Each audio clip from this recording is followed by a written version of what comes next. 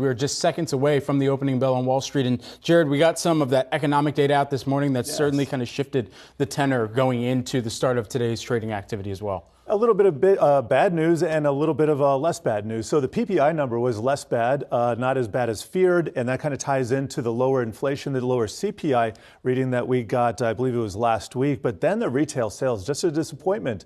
Lots of expectations about the retail sales over the quarter, but not a go. Yeah, we're taking a look at the opening bell on Wall Street.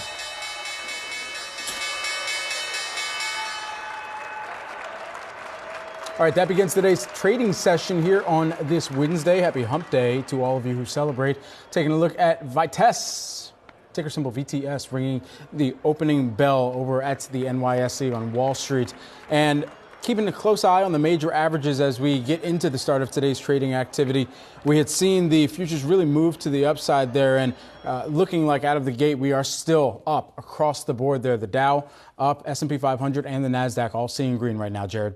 That's right. And you take a look at the NASDAQ, it's been up, it will be, if it closes in the green today, it'll be up 8 days straight. The Dow just snapped a 4-day winning streak yesterday. And what I want to point out is this is the opposite of those rallies that we saw late last year. Well, I guess in the second half of last year, because those were led by the Dow, whereas tech was lagging. So kind of a reversal of fortune here. Sometimes when things are different, you got to pay attention. So here's the NASDAQ composite over the last year, and you can see still hasn't exceeded its highs from December. So a lot of work to go right there. And the Dow similarly situated, but a little bit higher up in its chart there. So let's take a look at the sector action for today. Consumer discretionary in the lead. That has been the story of the year. After being the worst sector last year, or one of the worst, it has been the top one this year. And we got lots of retail news today, including a Party City bankruptcy.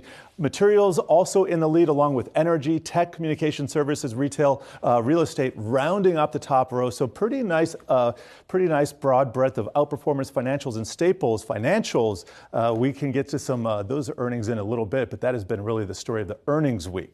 Yeah, absolutely. And with that retail sales data that you mentioned a moment ago and right before the bell, it was interesting to see some of the retailers that we had pulled up earlier, too. The biggest declines month over month in department stores, furniture stores, that was down 2.5%, outpacing some of the declines that we'd seen month over month in the report wholesomely. And then additionally, electronics, that continued to move lower as well. So we'll keep an eye on some of those retail names.